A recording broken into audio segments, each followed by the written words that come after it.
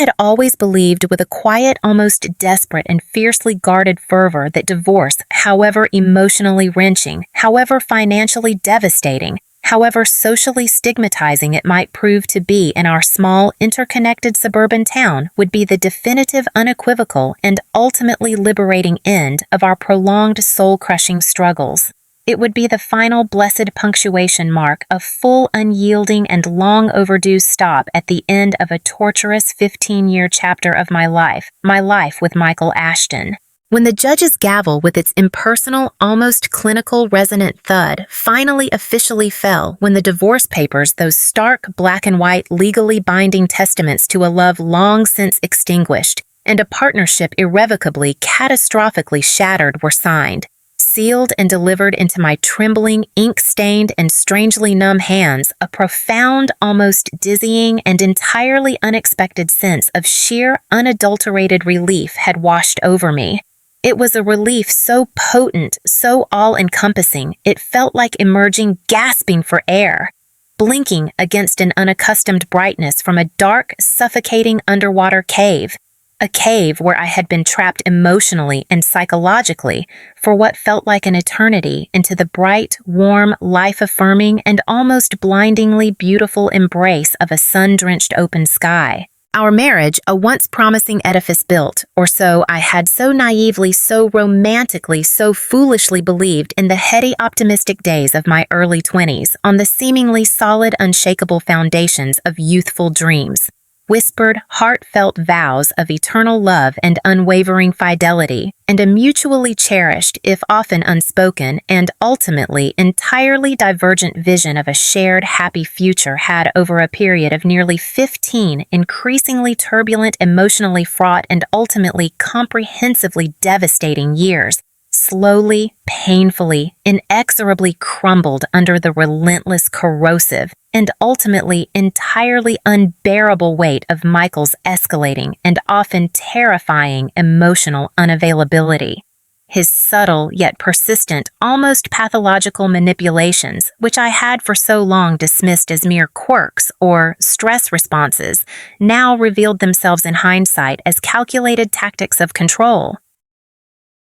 His ingrained, almost sociopathic need for absolute, unquestioning dominance over every aspect of our shared lives, from our finances to our social calendar, from my career choices or lack thereof as per his preference to even the way I disciplined our children, had become a suffocating, soul-destroying noose around my neck.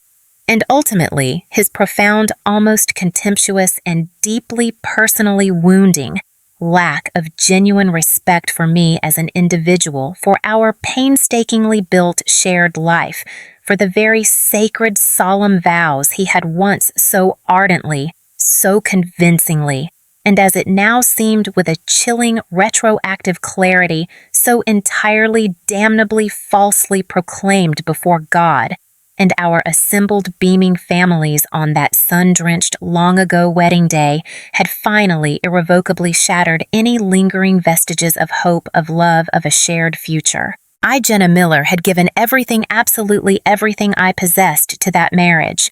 My vibrant youth, my boundless, optimistic energy, my unwavering, almost foolishly unconditional loyalty, my own once bright, now long deferred, and almost entirely forgotten career aspirations as a talented, passionate textile artist, a creative flame that had once burned so brightly, so promisingly within me, but had been slowly, systematically, almost imperceptibly at first, then, with an increasing, suffocating finality, extinguished by the relentless, all-consuming, and ultimately entirely unreciprocated demands of his outsized ambition, his insatiable needs, his ever-escalating emotionally manipulative desires. And in the end, after years upon years of my own quiet, uncomplaining, almost invisible sacrifice, my own often thankless, entirely unacknowledged efforts to maintain a fragile, increasingly illusory facade of domestic harmony, of marital contentment, he had, with a casual, almost indifferent, and utterly comprehensively devastating cruelty, given me absolutely nothing in return but a legacy of deep, festering heartache, a profound, almost crippling disillusionment, a shattered, almost unrecognizable sense of self-worth, and a desperate, gnawing, all-consuming hunger for simple, unadulterated, blessedly uncomplicated, and entirely elusive peace. The decision to finally irrevocably end our marriage to file for divorce had not been made lightly or impulsively. It had been the agonizing, soul-searching culmination of years of quiet desperation, of countless sleepless nights spent staring at the ceiling, a silent scream trapped in my throat, of endless, circular, and entirely futile attempts at communication, at reconciliation, at simply being seen, being heard, being valued by the man who had once, or so I had so desperately wanted to believe, been my everything. The final definitive Giot Nuke Tranli, the drop that made the cup overflow. The incident that had finally irrevocably shattered my last lingering vestiges of hope, my last stubborn refusal to confront the ugly, undeniable truth of our dead marriage, had been ironically not a dramatic, explosive confrontation, but a quiet, almost mundane, yet profoundly revealing act of casual, unthinking cruelty, directed not at me, but at our then 11-year-old daughter, Lily. It was a seemingly small thing. His dismissive, contemptuous refusal to attend her much-anticipated hard-earned school play, a play in which she had a leading role, because he claimed with a bored sigh, a far more important can't-miss client golf game that same afternoon. The look of profound, almost unbearable disappointment of quiet, bewildered hurt in Lily's expressive, usually so bright eyes that day had been the final, unendurable straw. I knew then with a certainty that was as cold and hard as it was liberating that I could no longer, not for another single day, subject my precious children, or indeed myself, to his pervasive, soul-corroding toxicity, his casual, self-absorbed cruelty, his profound, almost pathological emotional negligence. The divorce itself, far from being the swift, amicable uncoupling Michael had initially, and with a surprising, almost insulting degree of casual nonchalance suggested, "Let's just keep this civilized Jenna for the children's sake, no need for expensive lawyers or messy dramatics, right?" had in fact been a protracted, emotionally draining, and financially crippling year-long legal battle. Michael, once confronted with the undeniable, irrevocable reality of my decision to leave him a decision he clearly, in his monumental arrogance, had never truly believed I possessed the strength or the independent will to actually make, had transformed almost overnight from a merely neglectful and emotionally unavailable husband into a vengeful, calculating, and utterly ruthless legal adversary. He contested everything. Absolutely everything. From the division of our modest marital assets, modest I would later discover largely because he had for years been systematically, secretly diverting significant portions of our joint income into his own hidden accounts and questionable business ventures, to the custody arrangements for Lily and Sam. He hired a team of notoriously aggressive and undoubtedly very expensive bulldog divorce attorneys from a prestigious downtown firm, lawyers, whose primary tactic seemed to be to overwhelm, to intimidate, to financially bleed dry the opposing party. In this case, me. They buried my own far more modestly resourced legal aid lawyer under an avalanche of frivolous motions, endless intrusive discovery requests, and deliberately obfuscating financial disclosures. They attempted with a chilling, almost sociopathic detachment to paint me as an unstable, emotionally overwrought, and financially irresponsible woman, entirely unfit for primary custody of my own children. Children I had for their entire lives been the almost exclusive caregiver for. It was a brutal, soul-crushing, and deeply disillusioning introduction to the often unforgiving and morally ambiguous world of family law.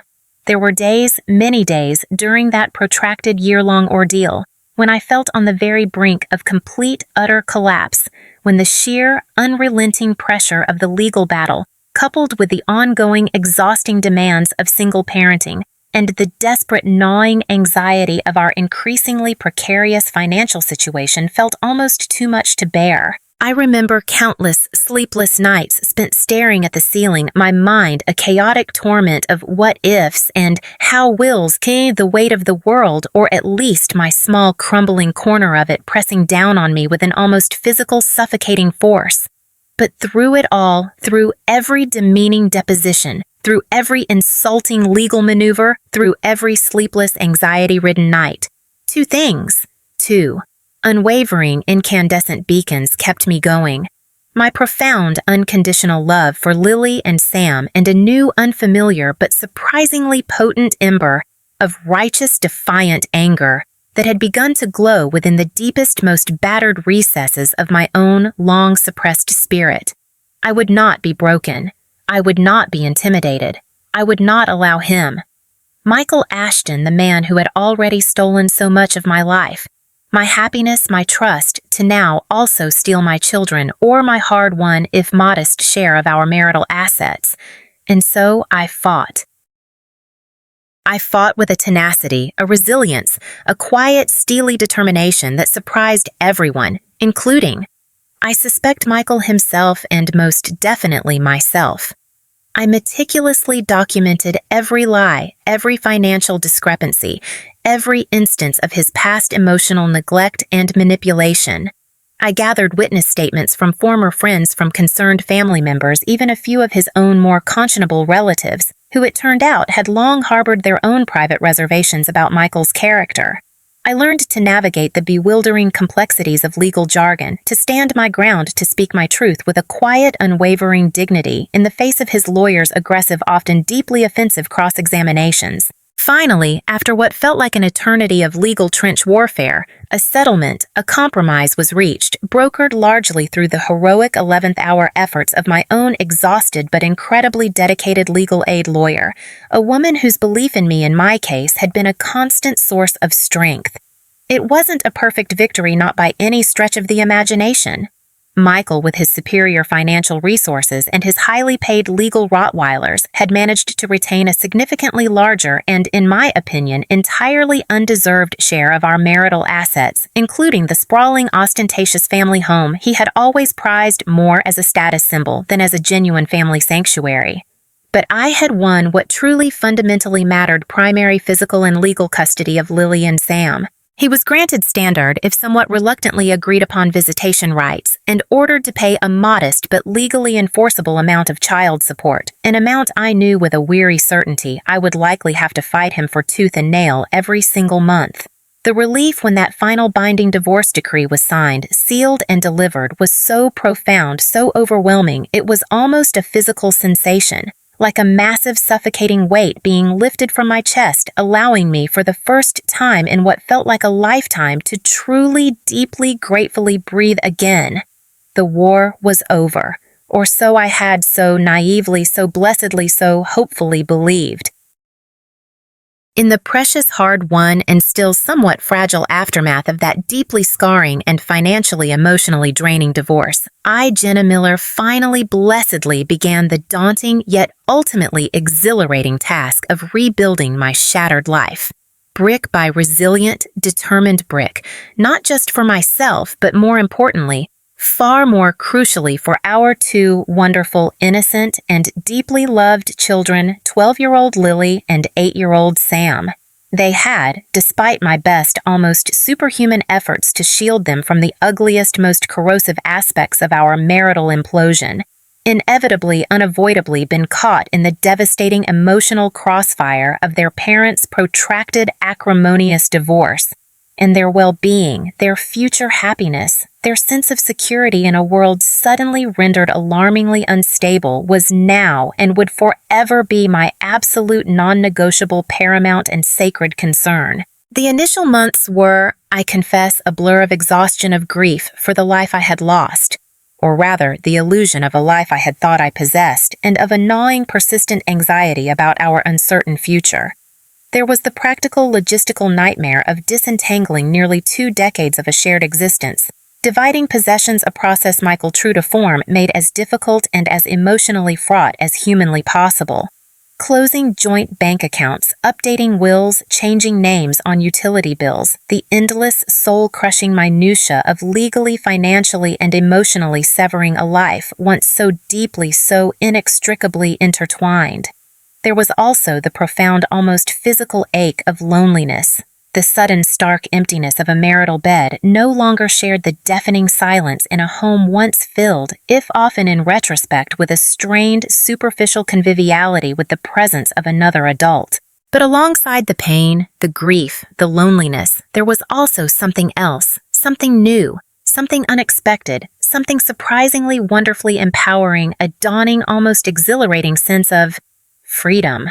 For the first time in nearly 15 years, I was solely, unequivocally in charge of my own life, of my own decisions, of my own destiny, and by extension, of the destiny of my children. There were no more passive-aggressive criticisms to endure, no more subtle manipulations to navigate, no more walking on eggshells around Michael's volatile, unpredictable moods. There was just me, and Lily, and Sam, and the quiet, challenging but ultimately liberating prospect of building a new life, a better life, a life based on our own terms, on our own values, on our own authentic, hard-won happiness. I found a new fulfilling, if admittedly modestly paying part-time job managing The Reading Nook, a charming, slightly eccentric, and wonderfully welcoming independent bookstore nestled in the heart of our quiet, leafy suburban town. It was a job that not only nourished my soul with its constant delightful immersion in the world of literature, a world I had always loved with a fierce, quiet passion, but also crucially afforded me the invaluable, almost priceless flexibility to be fully present for Lily and Sam. I could adjust my hours to coincide with their school schedules, ensuring I was there to greet them with a hug and a snack when they tumbled through the door in the afternoons, bursting with the day's news. I could attend their school plays, their soccer games, their parent-teacher conferences without having to beg for time off or endure Michael's resentful sighs about my neglect of my wifely duties. Our small, rented but cozy and lovingly decorated two-bedroom townhouse, while admittedly a far, far cry from the sprawling, ostentatious, and ultimately rather soulless marital home Michael had so proudly, so possessively insisted upon, and which thankfully and somewhat ironically he had been awarded, along with its equally sprawling and now solely his to manage mortgage in the final divorce settlement. A small Pyrrhic victory for me, perhaps, but a victory nonetheless had quickly, almost miraculously become our true sanctuary, our safe haven.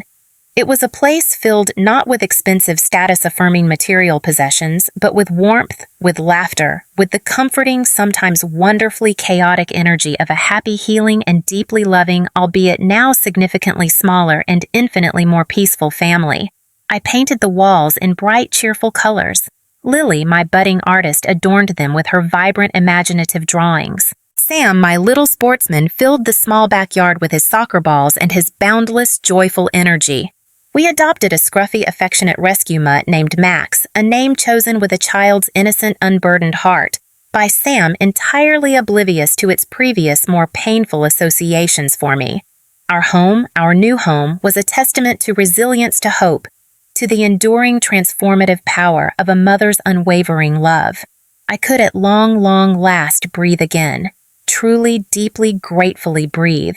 No more tiptoeing with a constant, suffocating, soul-destroying anxiety around Michael's volatile, unpredictable, and often cruel moods. No more enduring his subtle, insidious, soul-crushing put-downs, his constant dismissive criticisms of my parenting, my intellect, my very being. No more fighting a losing, exhausting, and ultimately entirely futile battle for his affection, his respect, his basic human decency. Or so I had so naively, so blissfully, so hopefully, and as it would soon, with a sickening, terrifying, almost déjà vu-like jolt, be revealed entirely catastrophically, erroneously believed. But life, as it so often, so cruelly, and so predictably, reminds us, particularly those of us who have already endured its harsher lessons, rarely, if ever, adheres to our carefully crafted, hopefully optimistic scripts. Our heartfelt, often desperate yearnings for a neat, uncomplicated, and blessedly permanently drama-free resolution. And Michael Ashton, my ex-husband, a man whose fragile, oversized, and easily bruised ego was as vast and as insatiable as his capacity for genuine selfless empathy, was demonstrably, almost laughably shallow, was not, it soon became agonizingly, terrifyingly clear, a man who could gracefully or even grudgingly accept defeat. He was certainly not a man who could tolerate, let alone benignly ignore, the deeply offensive, almost personally insulting, and in his warped narcissistic perception, entirely unacceptable idea of his former wife, his former, and in his mind, still somehow his possession, actually genuinely thriving without him, without his controlling, manipulative, and ultimately so utterly toxic presence in her life.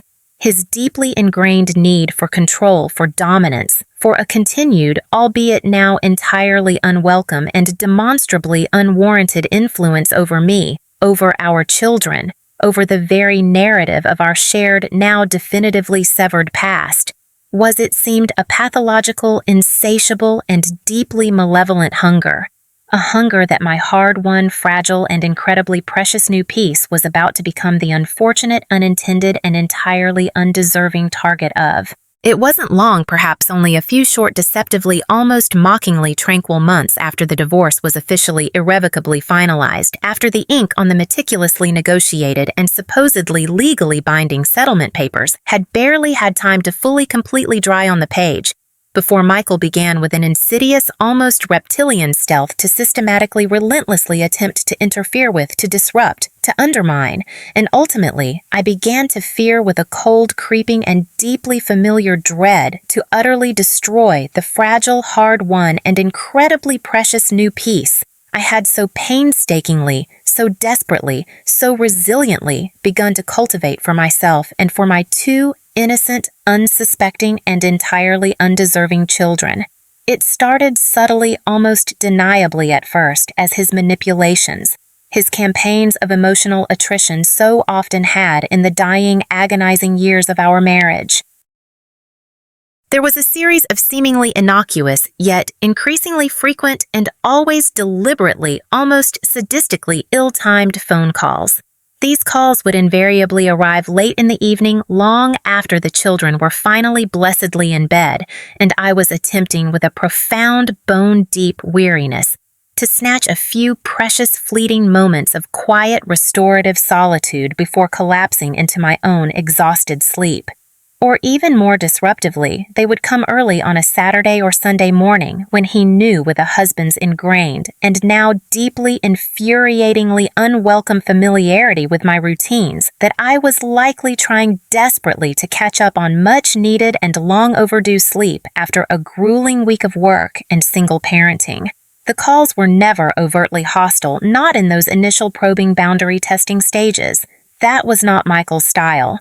His cruelty was always more insidious, more deniable, more psychologically corrosive. Instead, they were filled with a strange, unsettling, and entirely disingenuous mixture of feigned, almost solicitous, and deeply intrusive concern for the children's well-being, children whose day-to-day lives, whose emotional needs, whose academic progress he had for the vast majority of our 15-year marriage, and certainly during the entirety of our protracted acrimonious divorce, shown only the most cursory, perfunctory, and often entirely disinterested, almost contemptuous interest in, and a barrage of thinly veiled, passive-aggressive, and deeply personally invasive inquiries about my new independent, and to him clearly intolerable life. He would ask overly detailed, almost interrogative questions about how I was truly managing all on my own, on my obviously so very limited librarian's income. He would inquire with a false saccharine sweetness that made my teeth ache about whether the children were genuinely, truly happy in our significantly smaller and undoubtedly far less impressive rented townhouse, subtly poisonously contrasting it with the opulent, mortgaged-to-the-hilt marital home he now solely and I suspected rather miserably inhabited. He would express with a theatrical, almost comical display of paternal angst his deep fatherly concerns about whether I was coping adequately with the immense and clearly overwhelming multifaceted pressures of single motherhood, a state I wanted to scream down the phone line at him that he himself, with his selfishness, his betrayals, his emotional and financial abandonment, had so callously, so irresponsibly thrust upon me.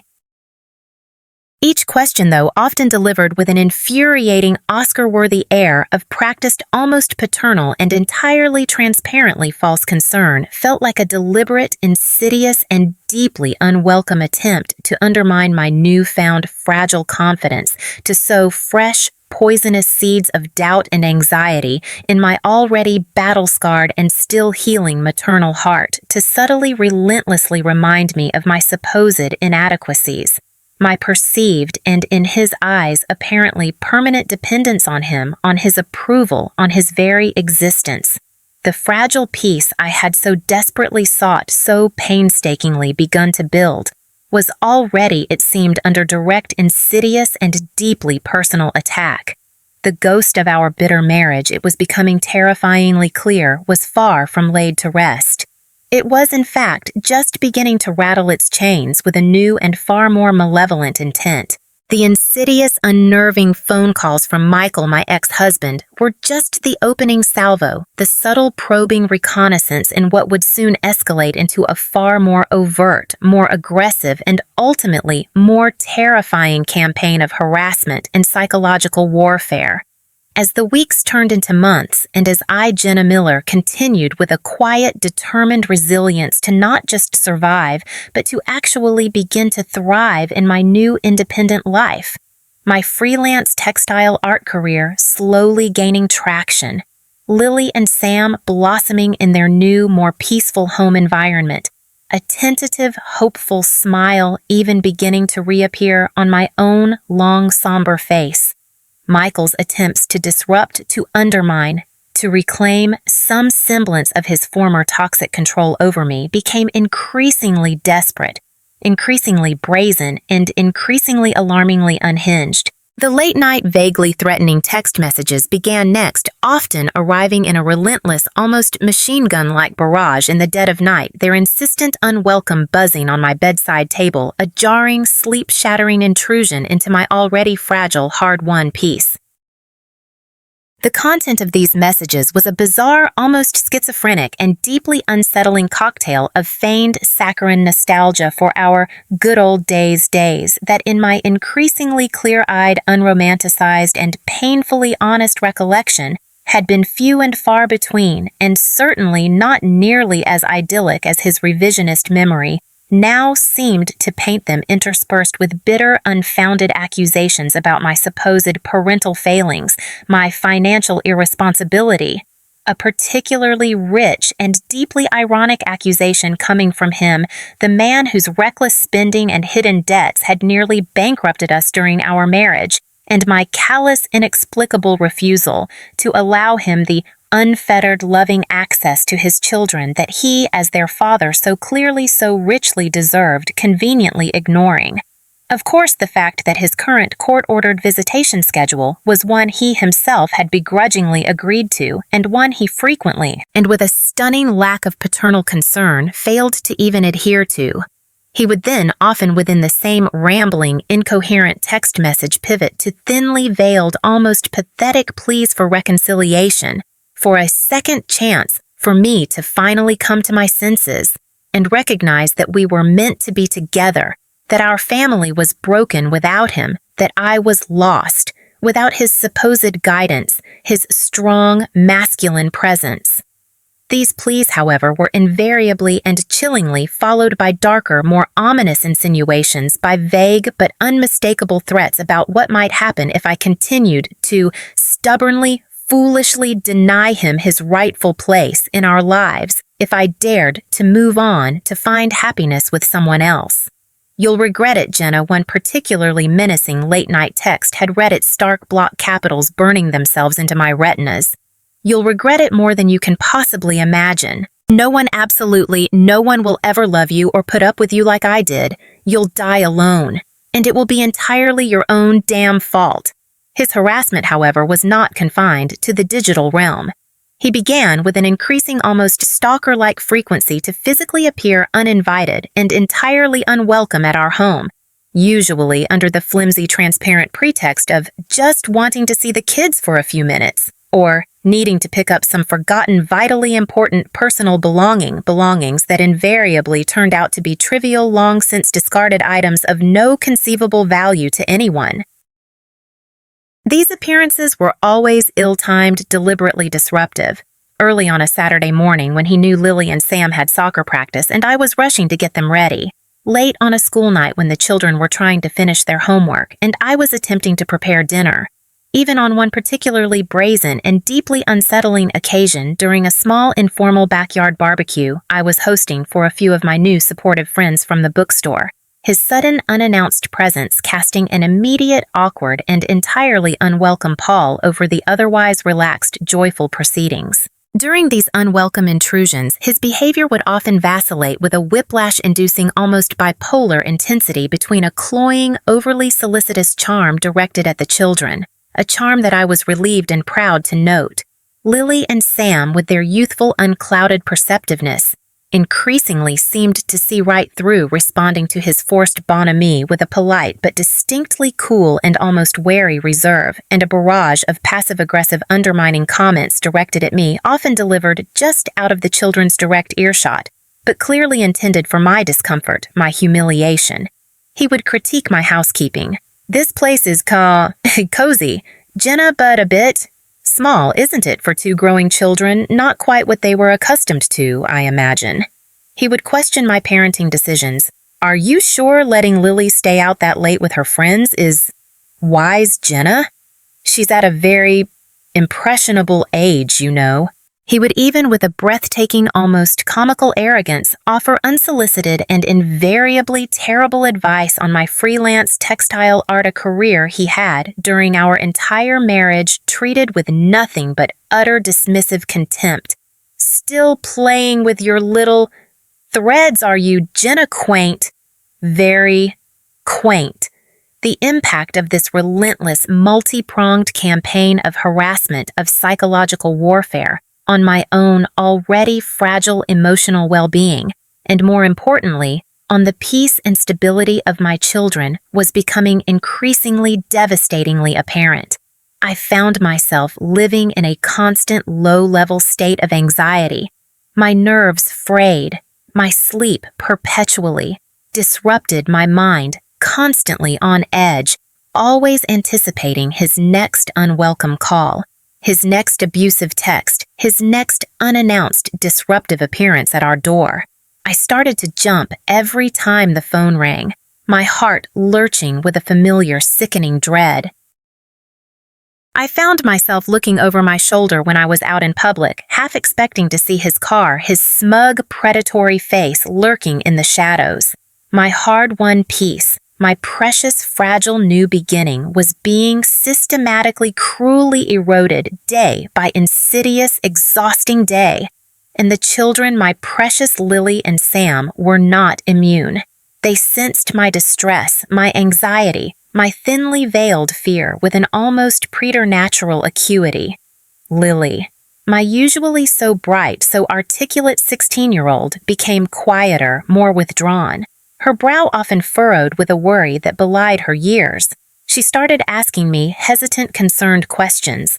"Mom, is Dad going to keep bothering us like this? Is he angry at us?" Sam, my boisterous, usually so carefree 13-year-old, began to exhibit uncharacteristic flashes of anger, of defiance, particularly after one of Michael's more disruptive, unwelcome visits. He started having trouble sleeping, complaining of nightmares, his academic performance at school, previously so consistent, beginning to show an alarming, uncharacteristic decline. I realized with a fresh surge of desperate protective maternal fury that Michael's relentless, selfish campaign of harassment was not just targeting me anymore. It was actively, demonstrably, and unforgivably harming our children, poisoning their peace, disrupting their stability, potentially inflicting deep, lasting emotional scars. And that, I knew with an absolute, unshakable certainty, was a line he could not be allowed to cross. I tried initially to reason with him, to appeal to whatever vestiges of paternal love, of basic human decency, might still, however, faintly reside within his embittered narcissistic soul. I wrote him a long, carefully worded and deliberately non-accusatory email outlining the negative impact his recent behavior was having on Lily and Sam, pleading with him for their sake, if not for mine, to please just stop, to respect our boundaries, to allow us to move on with our lives in peace.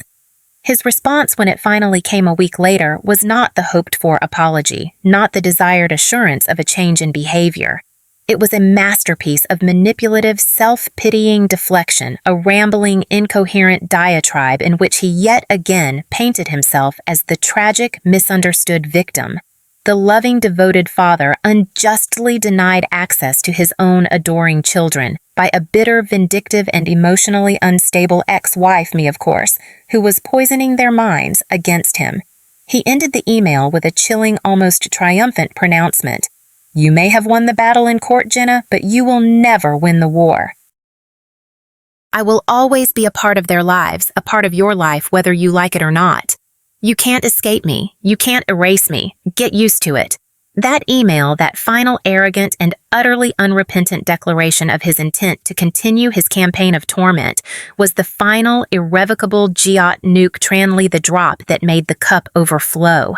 My attempts at reason, at appeasement, at a peaceful, civilized resolution had failed. Utterly. Completely. My initial reluctance to re-engage in another costly, emotionally draining legal battle, my deep-seated desire to avoid further conflict, to simply try and ride out his storm of bitterness, was now in the face of his escalating aggression and his blatant, contemptuous disregard for our children's well-being entirely comprehensively extinguished. He had left me no choice. He had, in his arrogance, in his vindictiveness, in his pathological need for control, once again grievously underestimated me. He had underestimated the fierce, unyielding, and now fully awakened protective power of a mother whose children were threatened. The fragile peace was shattered. The nightmare had indeed returned. But this time, I, Jenna Miller, was no longer the naive, trusting, easily intimidated young woman he had once known, the woman he had so callously, so cruelly betrayed. This time, I was a warrior, and this time, I was ready for war. The morning after receiving Michael's arrogant, threatening, and utterly unrepentant email, an email that had effectively served as his formal declaration of continued and indeed escalated psychological warfare, I awoke with a new, unfamiliar, and surprisingly potent sense of clarity. The fear, while still a cold, persistent knot in the pit of my stomach, was no longer paralyzing. The despair, though, still a dull, aching echo in the recesses of my heart, no longer felt all-consuming. They had been overshadowed, almost entirely eclipsed by a different, far more energizing and infinitely more empowering emotion, a cold, hard, diamond-edged, and utterly unshakable righteous fury. He had drawn his line in the sand. He had thrown down his gauntlet. And I, Jenna Miller, was about to pick it up with a vengeance, and with a level of strategic determination he could not possibly have anticipated. My first and most crucial step was to acknowledge with a painful but necessary honesty that I had perhaps avoided for too long, that I could not and should not attempt to fight this insidious, escalating battle alone. Michael, despite his recent and I suspected largely self-inflicted financial setbacks, rumors of which had, with a certain grim, if unspoken satisfaction on my part, begun to circulate through our small town's surprisingly efficient gossip grapevine, still possessed considerable resources. A network of influential, if morally dubious, professional acquaintances, and a proven, chilling capacity for ruthless, underhanded, and often legally questionable tactics. I, on the other hand, was a single mother living on a modest, often precarious freelance income from my textile art, supplemented by my part-time job at the Reading Nook. My financial reserves were limited, my emotional bandwidth already stretched combination by the demands of raising 2 young children and rebuilding a life from the ashes of our toxic marriage. To engage him in a direct personal confrontation without a clear, well-thought-out strategy, without professional expert guidance, would be foolish, reckless, and almost certainly disastrously counterproductive. No. If I was going to effectively and permanently end his insidious campaign of harassment, if I was going to truly, unshakably protect myself and my precious children from his ongoing toxic and clearly escalating influence, I needed more than just righteous anger and fierce maternal determination. I needed a plan. I needed irrefutable, undeniable evidence. And above all, I needed an exceptionally skilled, reassuringly formidable, and entirely unsentimental legal advocate. My mind immediately, and with a surge of profound, almost overwhelming, grateful relief, turned to Ms. Laura Hayes. Laura, the brilliant, tenacious, and fiercely compassionate lawyer who had so expertly, so successfully navigated me through the treacherous, shark-infested, and emotionally eviscerating waters of my initial acrimonious divorce. From Michael was not just my former highly effective legal counsel. She had, in the intense shared crucible of that hard-fought year-long battle, become a trusted friend, a valued confidant, a woman whose sharp intellect, unwavering integrity, and unshakable commitment to justice I admired and relied upon implicitly and with a gratitude that words could never fully express. I called her private office line first thing that Monday morning, my voice when I finally shakily reached her after navigating her efficient but firm gatekeeper of a paralegal tight, with a mixture of renewed, almost suffocating anxiety and a dawning, almost exhilarating and entirely unfamiliar sense of purposeful, righteous resolve. I quickly, concisely, and with as much emotional detachment as I could possibly muster, laid out the escalating pattern of Michael's disturbing post-divorce harassment, the incessant, deliberately ill-timed and increasingly intrusive phone calls, the abusive, subtly threatening, and often bizarrely nostalgic text messages, the unwelcome, unannounced, and deeply disruptive appearances at my home, and on one particularly egregious occasion, even at my workplace, the Reading Nook. And finally, his latest arrogant, contemptuous, and utterly unrepentant email, a copy of which I immediately and with a sense of grim satisfaction forwarded to her secure encrypted server. Laura listened with her usual calm, almost preternatural focused intensity, her silence punctuated only occasionally by a sharp, insightful, clarifying question or a soft, almost inaudible hum of professional understanding. When I had finally breathlessly and with a fresh wave of trembling, angry tears finished my somewhat rambling, emotionally charged account, there was a long, thoughtful, and for me, almost unbearable silence on the other end of the line. A silence that from anyone else might have felt dismissive, discouraging, or even judgmental. But from Laura Hayes, I knew from long, hard-won experience, it signified deep, meticulous, strategic contemplation, her brilliant legal mind already dissecting, analyzing, and formulating a plan of attack. "Jenna," she said finally, her voice when it came devoid of any surprise, any judgment, holding only a quiet, steely, and immensely reassuring professional resolve. "I am so incredibly, profoundly, and frankly not entirely unexpectedly sorry that you and by extension poor Lily and Sam are having to endure this reprehensible, entirely unacceptable, and frankly entirely predictable pattern of post-divorce harassment and psychological warfare from Michael. His behavior, as you've so clearly, so distressingly described it, and as his own rather self-incriminating and remarkably foolish email so eloquently, if unintentionally demonstrates, is not just grossly inappropriate, Jenna. It is not just emotionally abusive, though it is certainly undeniably that as well. It is in all likelihood legally actionable.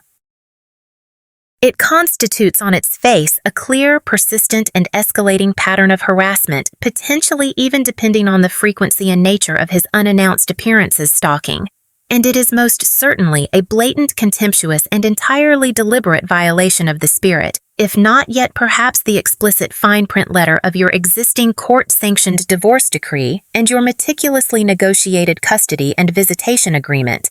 An agreement which, as I recall with perfect clarity, explicitly stipulated a mutual binding commitment to respectful co-parenting, mutual non-interference in each other's post-marital lives, and the absolute prioritization of the children's emotional well-being above all else. Her words, her immediate, unhesitating validation of my own, perhaps still somewhat hesitant and self-doubting assessment of the profound seriousness of the situation, were like a soothing, empowering, and incredibly potent balm to my frayed, anxious, and deeply wounded maternal nerves. "So what? What can we do, Laura?" I asked, my voice now a mixture of desperate, almost childlike hope and a dawning, fragile, but unmistakably present sense of righteous, determined empowerment. "How do we make him stop, Laura? For good this time?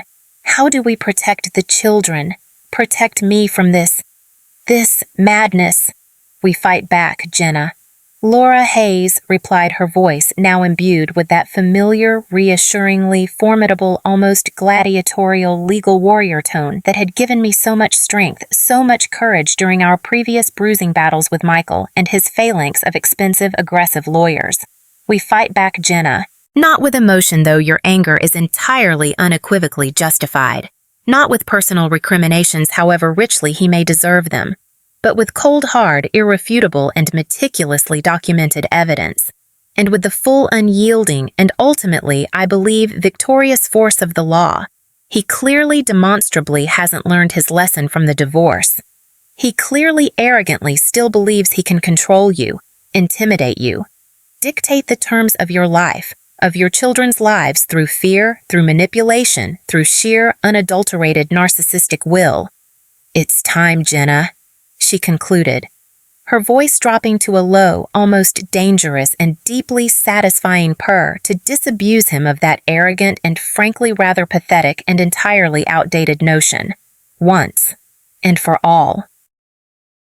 And so, under Laura Hayes' expert strategic and immensely reassuring guidance, my counter-offensive, a term Laura herself had coined with a grim, determined smile, against Michael Ashton's relentless, insidious, and increasingly intolerable campaign of post-divorce harassment and psychological warfare began with a renewed, almost ferocious sense of purpose and determination.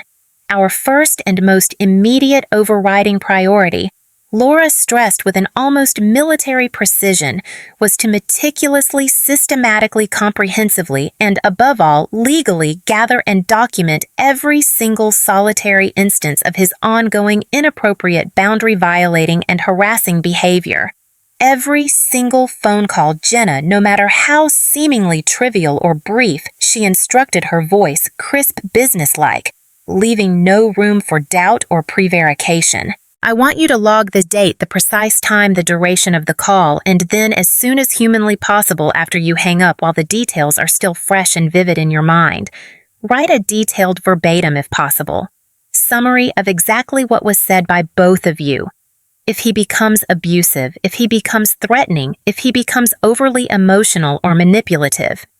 I want you to calmly, politely, but very firmly inform him that you are not prepared to continue the conversation under those terms and that you are therefore terminating the call. And then, Jenna, you do exactly that. You hang up. Do not engage with him. Do not argue with him. Do not allow him to draw you into an emotional, unproductive, and potentially self-incriminating confrontation.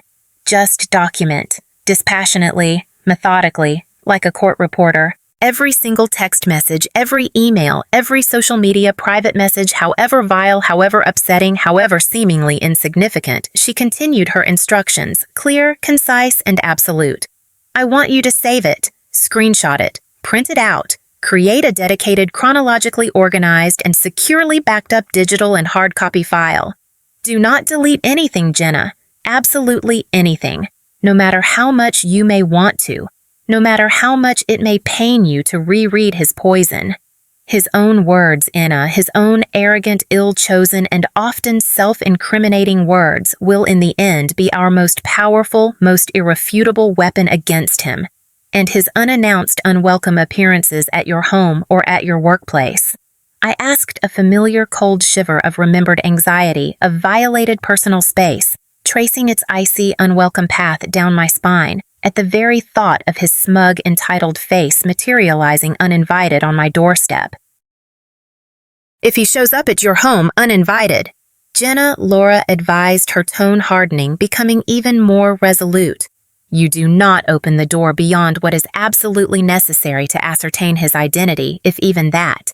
You speak to him if you must speak to him at all through the closed, locked door or through the intercom if you have one. You are polite, you are firm, you inform him unequivocally that he is not welcome on your property without a prior mutually agreed upon appointment and that he needs to leave. Immediately. If he refuses to leave Jenna, or if he becomes in any way verbally abusive, physically threatening, or in any way causes you or the children to feel unsafe or intimidated, you do not hesitate, not for a single solitary second, to call 911. 911 and report him for trespassing, for harassment, for creating a public disturbance. And then, Jenna, after you have ensured your own and your children's immediate physical safety, you call me. Immediately, day or night. We need to establish with undeniable police-documented clarity a clear, unambiguous, and legally significant pattern of his escalating, boundary-violating, and potentially dangerous behavior. She also crucially, and with a wisdom that I in my own emotionally overwrought state had perhaps overlooked, advised me to begin keeping a detailed contemporaneous and entirely private journal. A journal that would serve as a record not just of Michael's overt harassing actions, but also, and perhaps even more importantly, from a legal perspective of their insidious, often less tangible but no less real impact on me, and more importantly on Lily and Sam, our innocent, vulnerable children. Note any instances of increased anxiety. Jenna, of sleeplessness, of emotional distress, of physical symptoms like headaches or stomach aches, both for yourself and, very importantly, for the children. Laura instructed, her voice softening for a rare, fleeting moment with a genuine, almost maternal note of human empathy that I found incredibly deeply moving. Note any changes in their behavior at home, their schoolwork, their interactions with their friends, any new fears or anxieties they express that you believe in your heart as their mother are a direct or even indirect result of Michael's disruptive, unsettling, and clearly emotionally damaging presence in, or rather intrusion into your lives. This meticulous documentation of emotional harm. Jenna, while sometimes harder to quantify, harder to prove definitively in a courtroom than a broken arm or a black eye can be, I assure you, incredibly powerfully persuasive to a family court judge, especially when we are seeking not just a simple restraining order, but potentially a significant and long overdue modification of his current, and clearly now entirely inadequate visitation arrangements in the best and undeniable interests of Lily and Sam's emotional and psychological well-being. And so armed with Laura Hayes's sage strategic counsel, and with a new, almost grim and entirely unfamiliar sense of almost detached forensic purpose, I became a reluctant but increasingly meticulous, almost obsessive archivist of Michael Ashton's escalating daily transgressions. Every abusive, manipulative late-night text message was screenshotted, printed in duplicate, and filed with dates, times, and my own contemporaneous notes on my emotional state upon receiving it. Every rambling, self-pitying, and subtly threatening voicemail he left on my phone was saved, transcribed verbatim, and dated. Every unannounced, unwelcome, and invariably disruptive appearance at my doorstep was logged with almost clinical precision in my private journal, with precise details of what was said, what was done, how his presence made me feel, how it visibly, audibly upset Lily and Sam, who often to my heartbreak would run and hide in their rooms or cling to my legs trembling until he finally reluctantly left. I even at Laura's somewhat hesitant but ultimately firm suggestion, and after very carefully and with considerable trepidation researching the one-party consent laws regarding audio recording in our particular state. It was thankfully and quite crucially a one-party consent state, meaning only one participant in a conversation. In this case, me needed to be aware that the conversation was being recorded for it to be legally admissible, as evidence began to discreetly and with a profound sense of ethical unease that warred constantly with my desperate need for self-preservation. Record some of his more overtly threatening or verbally abusive or demonstrably manipulative phone calls. Calls in which I would, with a newfound Laura-coached calmness and firmness, repeatedly politely ask him to cease his harassing behavior, to respect the terms of our divorce agreement, to communicate only through our respective lawyers regarding any legitimate co-parenting issues. Only to be met invariably with a fresh, often escalating barrage of insults, of accusations, of thinly veiled, or sometimes not so thinly veiled, threats against my job, my friendships, my future happiness, my very sanity. The recordings, when I listened back to them later alone in the quiet, shuttered darkness of my bedroom, my stomach churning with a mixture of revulsion, fear, and a strange, almost detached sense of grim satisfaction, made my skin crawl. He was with his own arrogant, unrestrained, and incredibly foolish words, systematically, unwittingly, and quite beautifully, building the very, very strong and legally inescapable case that what I now knew with an almost joyful, righteous certainty ultimately lead to his long overdue and richly, richly deserved downfall. During this intense, clandestine, and emotionally draining period of meticulous evidence gathering, which stretched over several long, stressful, and often terrifyingly isolating weeks, I also, at Laura's strategic urging, made a concerted, if deeply uncomfortable effort to reach out to a few very carefully selected individuals from our shared and now so bitterly divided past. People who, had I knew, or at least strongly suspected, also experienced firsthand Michael's manipulative tendencies, his capacity for emotional and sometimes even financial cruelty, his often duplicitous, self-serving nature. This was perhaps the most emotionally challenging and potentially most dangerous part of my preparation. It meant deliberately, consciously dredging up old, painful, and often deeply buried memories, not just for myself, but for others. It meant reopening wounds I and they had thought, or at least hoped, had long since healed, or at least scarred over. And it meant potentially exposing myself and these already once-bitten, twice-shy individuals to Michael's inevitable and likely vicious retaliatory wrath should he ever, by some unfortunate mischance, discover our renewed and now deeply incriminating communications. But I also knew with a certainty born of Laura Hayes's decades of successful, hard-fought legal experience that independent, corroborating witness testimony, tangible evidence of a pattern of abusive, manipulative, or financially irresponsible behavior could be incredibly powerfully persuasive in a court of law. It could help to paint a far more comprehensive, far more nuanced, and ultimately far more damning picture of Michael Ashton, the real Michael Ashton, than my own, potentially in the eyes of a skeptical judge, biased or emotionally overwrought ex-wifely account alone. I reconnected cautiously, tentatively at first with a former long-ago business partner of Michael's, a kind, intelligent, and somewhat melancholic man named David Chen, whom Michael had I now recalled with a fresh surge of retrospective anger years ago, during the early, more overtly ambitious phase of his career, quite ruthlessly, and as I now suspected entirely fraudulently cheated out of a significant sum of money in a joint real estate venture. It was a betrayal that had at the time nearly bankrupted the trusting and far less worldly Mr. Chen and had caused a considerable, though quickly hushed up thanks to the intervention of Michael's influential and morally flexible family lawyer's local business scandal. A scandal Michael had, with his usual manipulative blame-shifting skill, managed at the time to largely and entirely falsely pin on his financially naive, and then conveniently and permanently absent due to a stress-induced relocation to another state, former partner, Mr. Chen, initially, and quite understandably, deeply reluctant to revisit such a painful, professionally damaging, and emotionally scarring chapter of his past. Eventually, after I had shared in broad, discreet, and entirely empathetic strokes the nature of my own current and strikingly similar predicament with Michael, agreed with a grim, almost weary, but nonetheless deeply satisfying sense of long overdue justice to provide a comprehensive sworn and notarized affidavit detailing the full, sordid, and entirely unconscionable extent of Michael's financial deceit and manipulative reputation-destroying tactics in their failed and, for Mr. Chen, nearly ruinous business venture.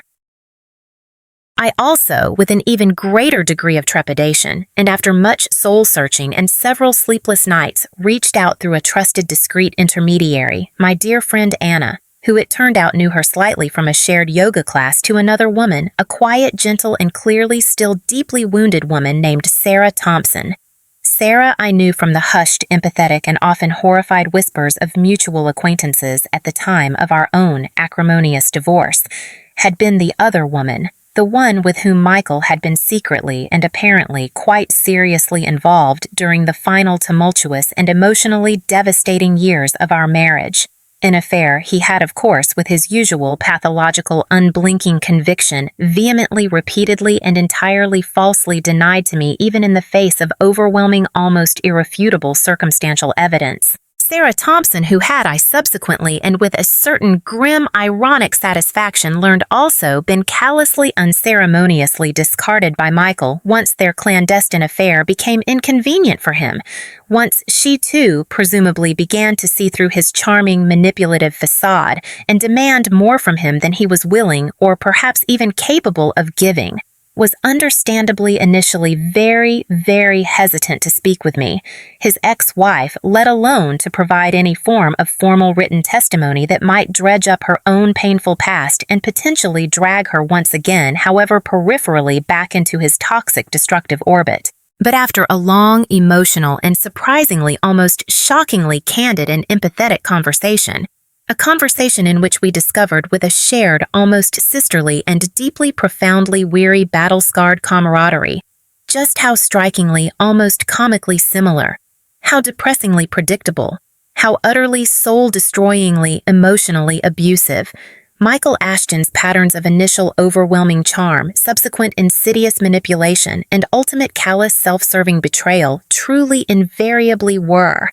Sarah Thompson too bravely and with a quiet, righteous, and deeply personal fury of her own, agreed to provide a detailed sworn and notarized affidavit. Her affidavit recounted the true nature, the secret duration, and the profound, lasting emotional impact of her clandestine and ultimately so disillusioning relationship with him, an affair that, had she confessed with a fresh bitter wave of tearful, long-suppressed regret, overlapped significantly, and with his full, deceitful knowledge, with the final agonizing and emotionally devastating years of my own supposedly monogamous, supposedly committed marriage.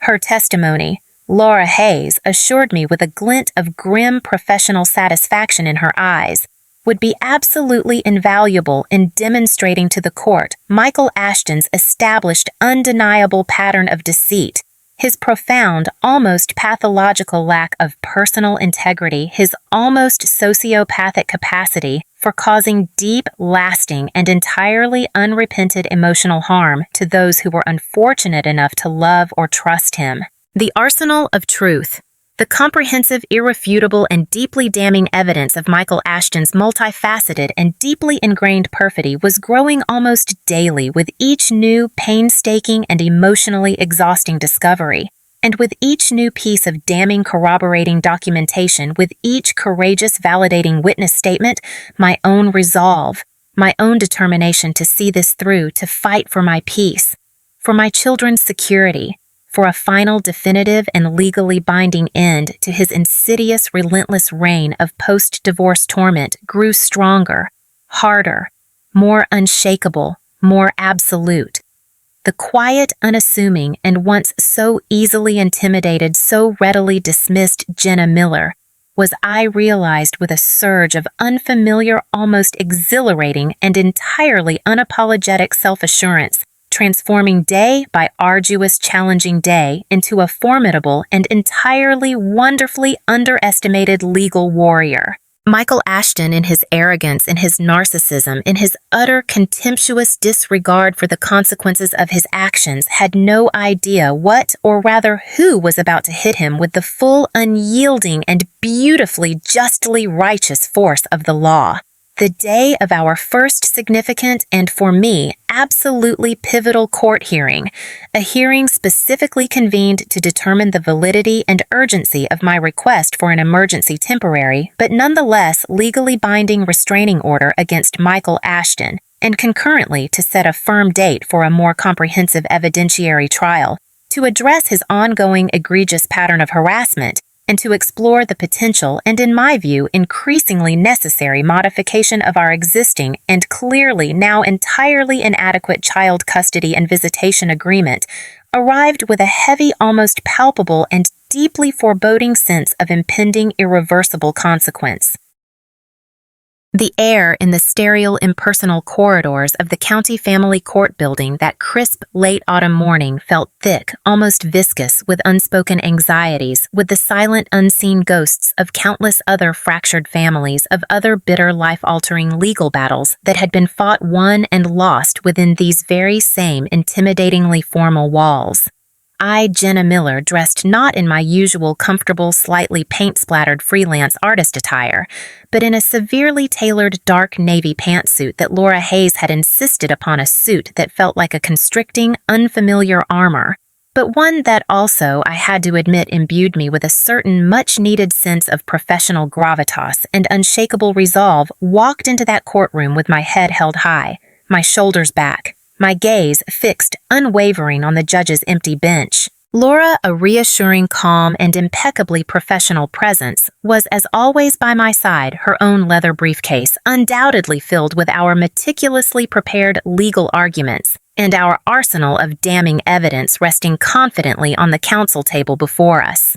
Across the aisle, Michael Ashton sat slumped beside his own equally expensive and considerably more florid-faced lawyer, a Mr. Reginald Thorne, a man whose reputation for aggressive theatrical and often ethically questionable courtroom tactics was unfortunately almost as legendary as Laura's own for quiet, steely intellectual brilliance.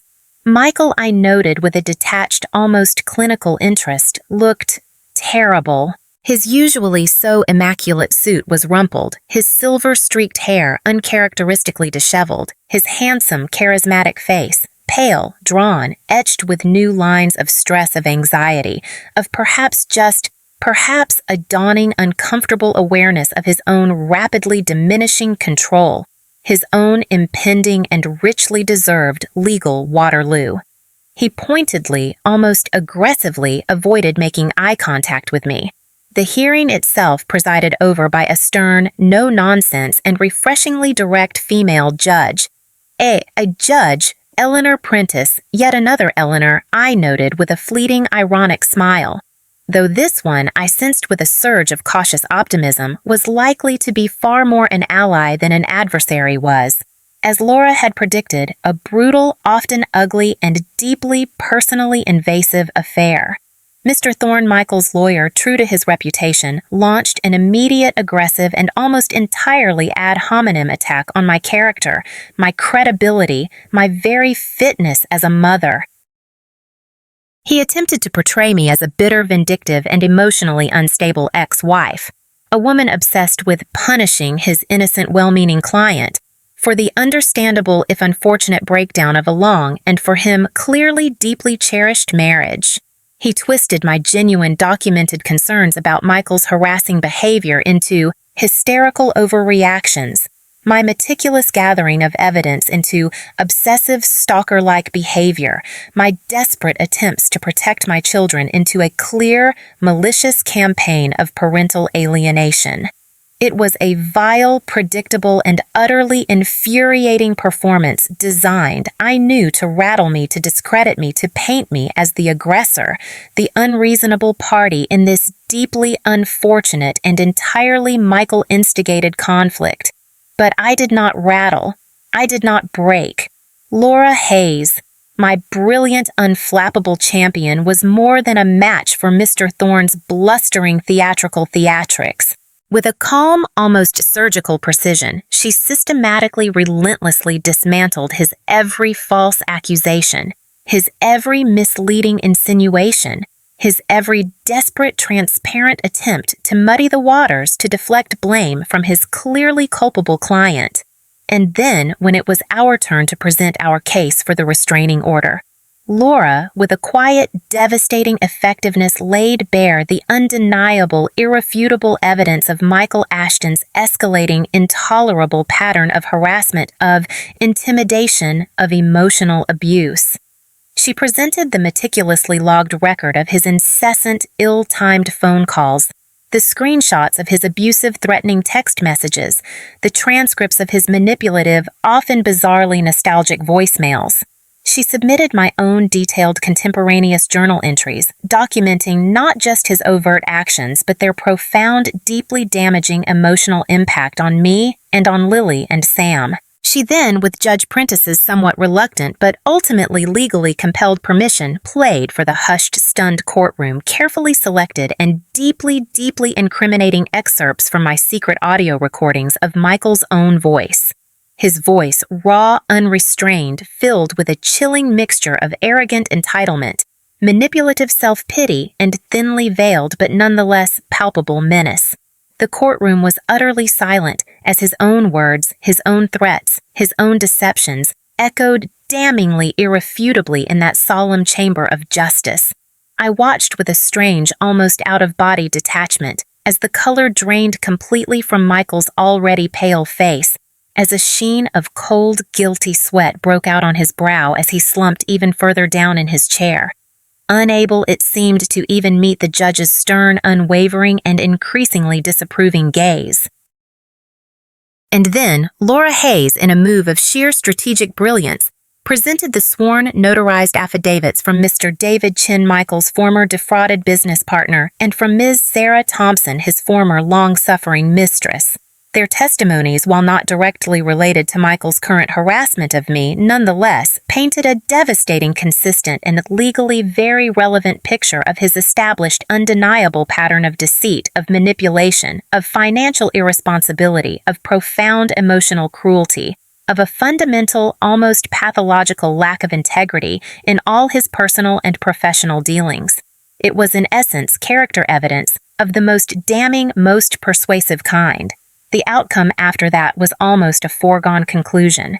Judge Prentice, her expression now a mask of stern, undisguised judicial disapproval, did not mince her words. She granted my request for an emergency temporary restraining order against Michael Ashton immediately, its terms clear, comprehensive, and unequivocal, prohibiting him from any and all direct or indirect contact with me or the children outside of officially scheduled and now strictly professionally supervised visitation. She then, with a further pointed warning to Michael about the severe potential criminal consequences of any future breaches of that order, scheduled a date for a full evidentiary trial to address, with finality, all outstanding issues of harassment, custody, visitation. And she added with a significant, almost ominous emphasis, a thorough court-ordered review of his clearly questionable current financial and emotional suitability for any unsupervised contact with his minor children. As I walked out of that courtroom an hour later, the crisp, legally binding restraining order clutched tightly, almost reverently in my hand, I didn't feel the elation, the triumphant fist-pumping joy I had perhaps on some level naively anticipated. Instead, what I felt was a profound, almost bone-deep weariness, an overwhelming sense of relief. Yes, but also a lingering, undeniable sadness. A sadness for the beautiful, innocent dream of a family that had been so callously, so irrevocably shattered. A sadness for my children, who, despite this legal victory, would forever bear the invisible scars of their father's betrayal, their parents' acrimonious conflict. A sadness, too, perhaps even for Michael himself, for the broken, empty, and ultimately so self-destructive man he had allowed himself to become. But beneath the weariness, beneath the sadness, there was also something else, something new, something precious, something that had been almost entirely absent from my life for so very long. A quiet, burgeoning, and incredibly, wonderfully empowering sense of peace, and a dawning, unshakable, and deeply personally resonant understanding. The greatest, most meaningful battle a mother, a woman will ever fight is not against an external adversary, however formidable, however malicious. It is the internal battle to reclaim her own voice, her own strength, her own unshakable intrinsic worth in the face of betrayal, of injustice, of despair. And that battle I, Jenna Miller, knew with every fiber of my being. I had not just fought, but had finally, blessedly, and unequivocally won. The ghost of our bitter marriage, though perhaps never to be entirely exorcised, had at long last been stripped of its power to haunt, to harm, to control. My future and the future of my children was now finally, blessedly, and entirely my own.